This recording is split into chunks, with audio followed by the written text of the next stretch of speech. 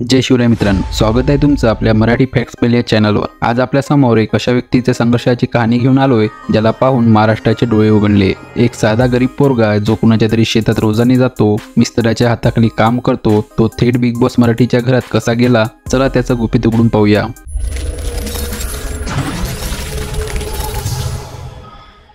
सूरज चव्हाण साधं गावातलं पोरग, शेतीत काम करणारा, रोज कामाला जाणारा। त्याचं आयुष्य अगदी साधं, पण त्याच्या डोक्यात काहीतरी वेगळं होतं। टिकटॉकवर सूरजने वेगवेगळे कंटेंट तयार केलं, जिथं ओरडणं, वेडेवाकडी चाळे आणि अतरंगी संवाद हे त्याचे मुख्य हत्यार बनले। लोक त्याला अतरंगी म्हणायचे, पण त्याच्या अशा अतरंगी पद्धतीला भरपूर लाईक्स आणि फॉलोअर्स मिळायला लागले। आणि तसे पण सोशल मीडियावरती चांगले विचार पेरा किंवा चांगले व्हिडिओ बनवा, कोणीही तुम्हाला लाईक करणार नाही। मात्र असं काहीतरी आटपटांग केलं की तो माणूस लवकरच फेमस होतो। सूरजचं खरं गुपित म्हणजे लोकांना काय आवडतं हे ओळखणं। त्याच्या बुक्की टेंगूळ, गोलीगत कपाळ आऊट हे संवाद सोशल मीडियावर व्हायरल होऊ लागले आणि त्याला लोकप्रियता मिळाली।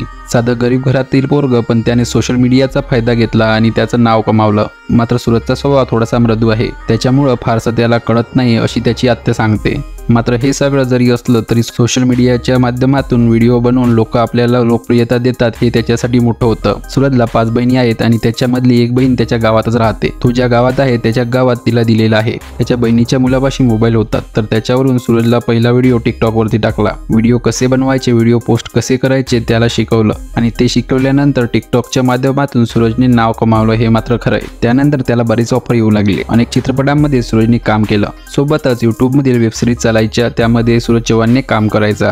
मात्र एक दिवस बातमी आली, सूरज चव्हाणची निवड बिग बॉस मराठीमध्ये झाली। ज्याला लोक फक्त मनोरंजनासाठी बघायचे, त्या पोरानं एवढ्या मोठ्या शो मध्ये प्रवेश केला आणि सगळ्या महाराष्ट्राला धक्का बसला। लोकांना प्रश्न पडला, गोलीगत बिग बॉस मध्ये गेलाच कसा? आजपर्यंत ज्याचे व्हिडिओ आपण फक्त एंटरटेनमेंट किंवा मजाक म्हणून घेत होतो, हे पोरग बिग बॉस मध्ये गेलं कसं? एवढ्या मोठ्या शो मध्ये त्याला निवडलंच कसं काय? मात्र त्याची निवड होत असताना त्याला अजिबात या सगळ्या गोष्टींची कधी अपेक्षा नसावी कदाचित। आणि त्याची आत्या, त्याची बहीण ज्या वेळेला माध्यमांसोबत बोलते त्यावेळेला ते हेच सांगते की त्याला अजिबात या सगळ्या गोष्टींचा रसच नव्हता। गावातल्या मरीमातेच्या मंदिरमध्ये यात्रा असते आणि त्या यात्रेमध्ये तो गुंग होता। बिग बॉसची ऑफर आली, बिग बॉसच्या टीमकडून बरेच फोन आले, तरी पट्टाप रिस्पॉन्स देत नव्हता। मात्र हे सगळं चालू असताना ती लोक गावात आले, त्याच्या बहिणीला भेटले आणि बहिणीने कुठेतरी सूरजला तयार केलं। आजपर्यंत कुणीतरी येतं, सूरजला फसवतं, त्याचा वापर करून घेतं, कोणीतरी त्याचे व्हिडिओ बनवतं आणि तिकडेच नेऊन ठेवतं। आता सूरजला मुंबईला पाठवायचं म्हटल्यावर रिस्क तर आलाच, त्याच्या बहिणीला सुद्धा भीती वाटत होती। मात्र जी बिग बॉसची टीम होती त्यांनी ही सगळी जबाबदारी घेतली। त्याचा पहिला इंटरव्ह्यू पास झाला किंवा बाकीच्या सगळ्या गोष्टी झाल्या आणि त्यानंतर सूरज चव्हाण बिग बॉस मध्ये त्याची निवड झाली। हे सगळा प्रवास खरंच सोपा नव्हता। म्हणजेच एक काळ होता की सूरज चव्हाणच्या कॉमेंट बॉक्स मध्ये त्याला शिवा देणारे, शाप देणारे, त्याच्या त्या व्हिडिओवरती काहीतरी वाईट कॉमेंट करणारे साहजिकच बरेच लोक होते आणि त्यांचंही काही चुकत नव्हतं, कारण की सूरज चव्हाणचा कंटेंट तसा होता की त्यानं अशी इमेज सुद्धा तयार केली होती की बाबा हे पोरग उगाच ओरडतंय, कुठंतरी जोराने जातंय, काहीतरी डायलॉग अशी इमेज त्याने सोशल मीडियावरती तयार केली होती आणि लोकांच्याही डोक्यात तेच होतं। त्याचमुळे लोकांनी त्या इमेजला धरून त्याला कॉमेंट केल्या।